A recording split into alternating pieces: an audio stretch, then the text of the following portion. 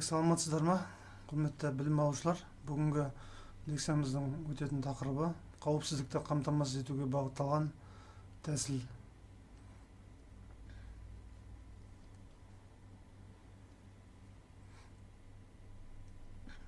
Сабағымыздың жоспары бірінші кіріспе қаралатын сұрақтар қауіпсіздікті қамтамасыз етуге бағытталған тәсілдің түсінігі мен мәні. Екінші сұрағымыз қауіпсіздікті қамтамасыз етуге бағытталған тәсіл жағдайында талдау жүргізу әдістемелері. Лекциямыздан қаралатын үшінші сұрақ ол әрекет ету шараларының тиімділігін бағалау және қорытынды. Кіріспемізде айта кететін болсақ, проблемалық полиция қызметі бұл оқиғалар туындаған кезде жай ғана әрекет етудің орнына қоғамдастықтағы нақты проблемаларды немесе мәселелерді шешуге бағытталған полиция қызметінің стратегиясы. Проблемалық полиция қызметі алғаш рет 1970 жылдары Висконсин университетінің заң профессоры Герман Голдштейнмен енгізілген. Голдштейн жұмысының негізгі оқиғаларға болған жағдайда әрекет етуге бағытталған дәстүрлі полиция әдістері қылмыстың түпкі себептерін жоюды тиімсіз деген идея болды. Оның орнына ол қоғамда қылмысты қозғайтын нақты проблемаларды немесе мәселелерді анықтауға және шешуге бағытталған жаңа тәсілдерді ұсынды. Қаралатын бірінші сұрағымыз қауіпсіздікті қамтамасыз етудің проблемалық бағдарламалары тәсілінің түсінігі мен мәні.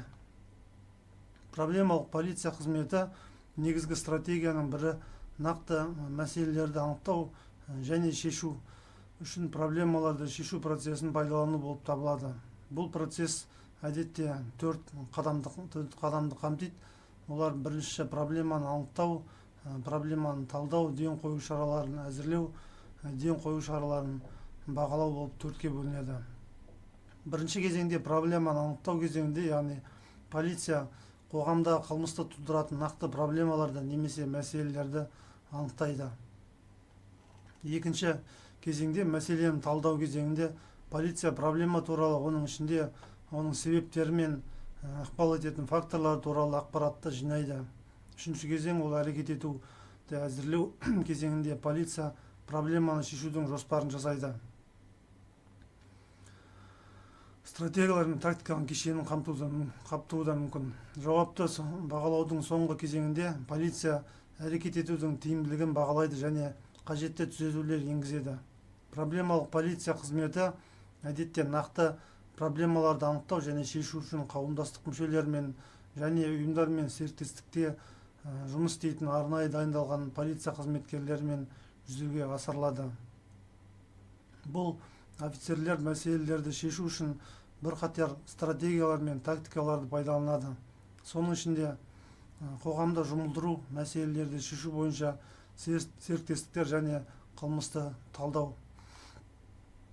Қоғамдастықты жұмылдыру бұл ресурстарды жұмылдыру және мәселелерді шешу үшін ортақ жауапкершілік сезімін қалыптастыру үшін қауымдастық мүшелерімен және ұйымдармен жұмыс істеуді қамтитын стратегия болып табылады. Мәселелерді шешудегі серіктестік бұл мәселелерді анықтау және шешу үшін қауымдастық мүшелерімен және ұйымдармен жұмыс істеуді қамтитын стратегия. Қылмысты талдау бұл қылмыстың заңдылықтары мен тенденцияларын анықтау үшін деректер мен зерделерді пайдалануды қамтитын стратегия. Проблемалық полиция қызметі әлемнің бірқатар елдерінде, соның ішінде ақш, Канада, Австралия және Ұлыбританияда сәтті жүзеге асырылды. ақш-та проблемалық полиция қызметкерлері бірнеше қалаларда, соның ішінде Нью-Йорк, Лос-Анджелес және Чикагоде енгізілді. Канадада Торонто мен Ванкуверде енгізілді. Австралияда Сидней және Пертте, Ұлыбританияда бағдарламасы бойынша қалаларда, соның ішінде Лондон мен Манчестерде енгізілген болатын. Қылмысты азайту және қоғамдық қауіпсіздікті жақсартудағы проблемалық полиция қызметі тиімділігі өсіп келе жатқан зерттеулермен расталады. Зерттеулер бұл қылмысты азайтуда, қоғамдық қауіпсіздікті арттыруда және полиция мен қоғамдастық қарым-қатынастарын нығайтуда тиімді болуы мүмкін екенін көрсетті. Дегенмен де бұл қызмет тиімділігі нақты контекстте байланысты өзгеруі мүмкін екенін ескерту маңызды. Проблемалық полиция қызметін тиімді енгізу бірқатар негізгі элементтерді талап етеді. Соның ішінде басшылықтың қызығушылығы мен міндеттері, тиімді полиция бөлімінен де қоғамдастықтан да көшбасшылық пен міндеттемені талап етеді. Бұған басшылықтың проблеманы шешу тәсілін қабылдауға дайын болуы, персонал мен ресурстарды тарту, оқыту мен қолдау көрсету кіреді. Қоғамдастықтың қатысуы дегеніміз полиция мен қоғамдастық арасындағы серіктестікті қамтыған кезде тиімдірек болады. Қауымдастық мүшелері мен ұйымдар проблемаларды анықтаудан бастап шешімдерді әзірлеуге және енгізуге дейінгі мәселелерді шешу процесіне белсенді қатысуы керек.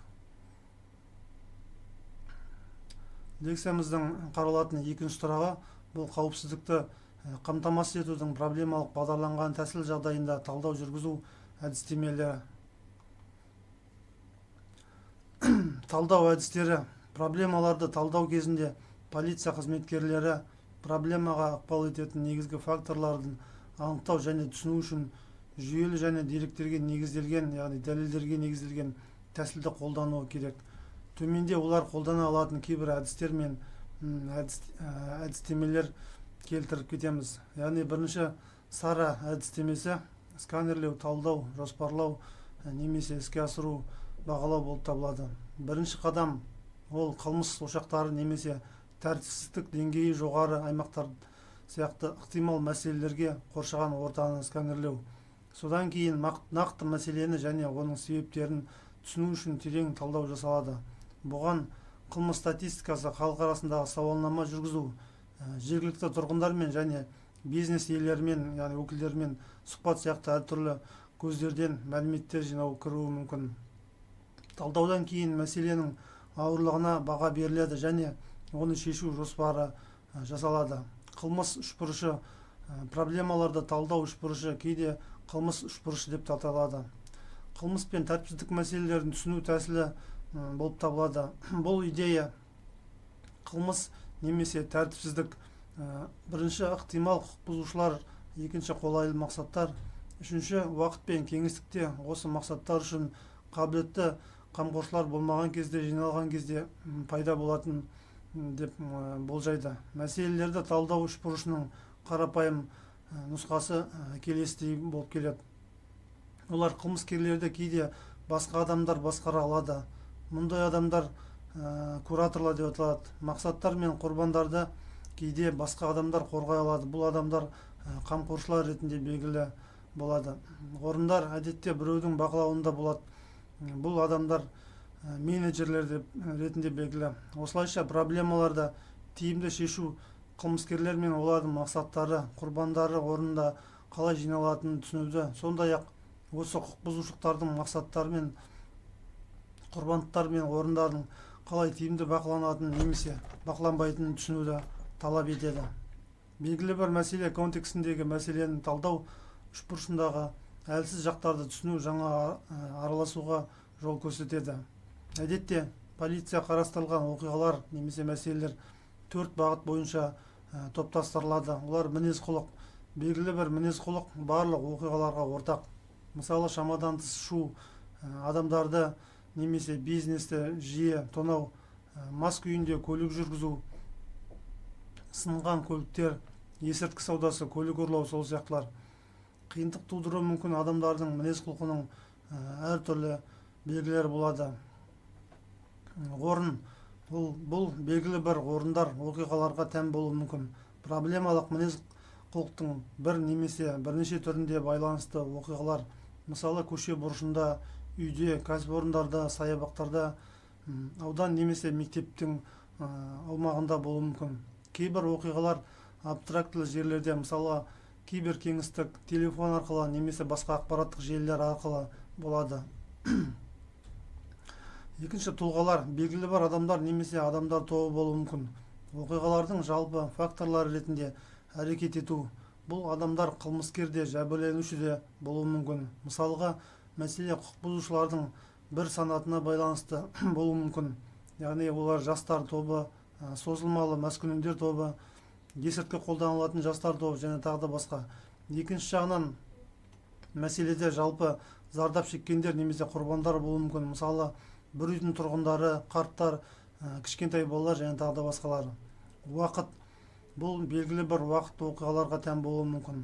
Бір немесе бірнеше мінез-құлық оқиғалары, бір немесе бірнеше жерде, бір немесе бірнеше адамдарға әсер ететін немесе әсер етпейтін оқиғалар бір уақытта болуы мүмкін. Мысалға, жолдарда қарбалас уақытта, жабылу кезінде, мерекелік сауда маусымында немесе жыл сайынғы фестиваль кезінде болуы мүмкін.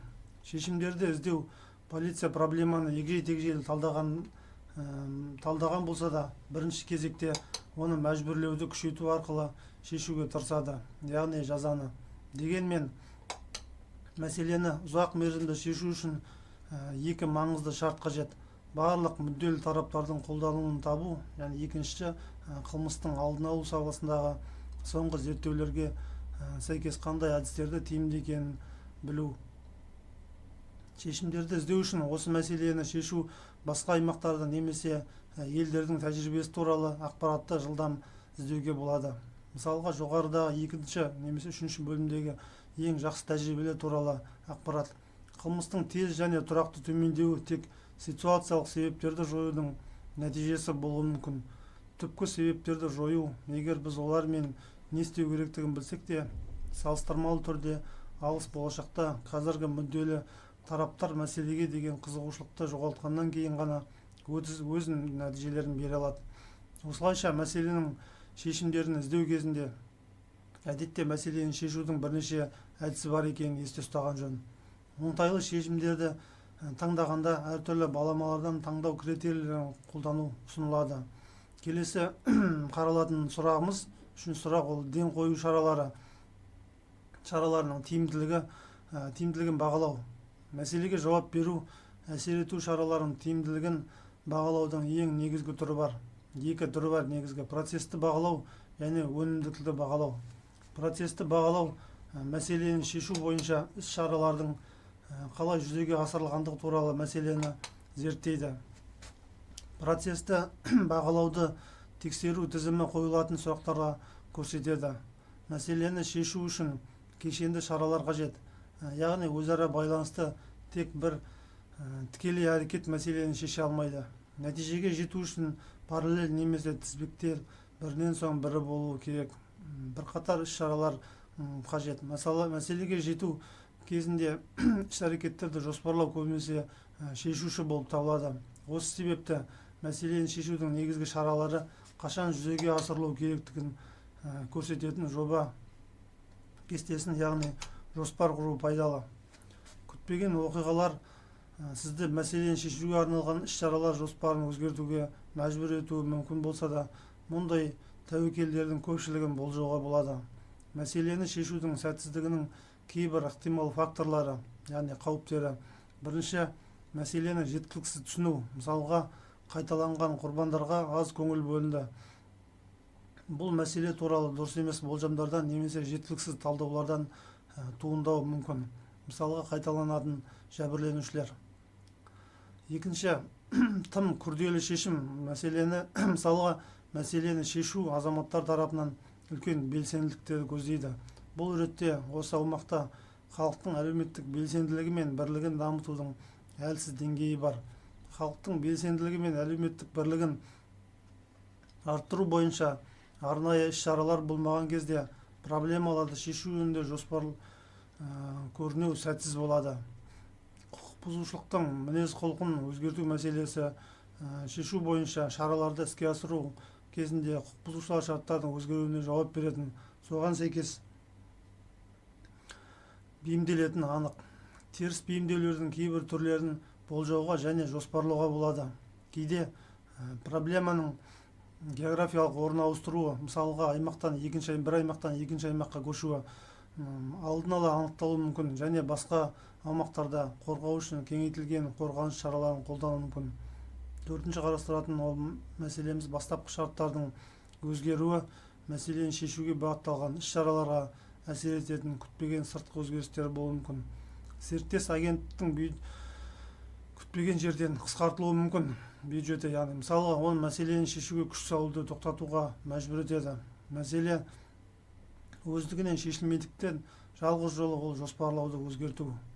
Оған әрекет ету шараларының нәтижелілігін бағалау. Екінші негізгі сұраққа жауап береді. Екі сұраққа жауап береді. Олар мәселе азайды ма деген сұраққа, немесе екінші ол іс-шараларға дейінгі және одан кейінгі деңгейін салыстыру қажет. Келесі ол мәселенің есебінен азаюы мүмкін. Әдетте проблеманың нашарлауы немесе азаюы туралы көптеген балама түсініктемелер бар. Бүгінгі сабағымызды қорытындылай келе, сонымен тақырыбымызда қорытындылаған кезде алдыңғы және кейінге салыстыру, егер мәселені жауап бергенде және одан кейінгі бірдей өлшенсе ғана рұқсат етіледі. Өлшеудегі айырмашылықтар мәселенің өзгеруіне әкелуі мүмкін. Бұрын және кейін бірдей өлшеу процедураларын, яғни статистикалық санау қолданыңыз. Бұрын және кейінгі бақылауға бір уақытта бір жерлерде болуы керек. Бірдей нәрселерді бақылап, оларды бірдей жолмен жазып алу керек. Алдыңғы және кейінгі фотосуреттер мен бейнелерде бір жарықта, бір бұрыштан, бір қашықтықта немесе кескін аумағының өлшемі бірдей болуы керек. Сұхбат берушілер бұрын және кейін бірдей болуы керек. Бірдей сұрақтарды бірдей ретпен қою керек.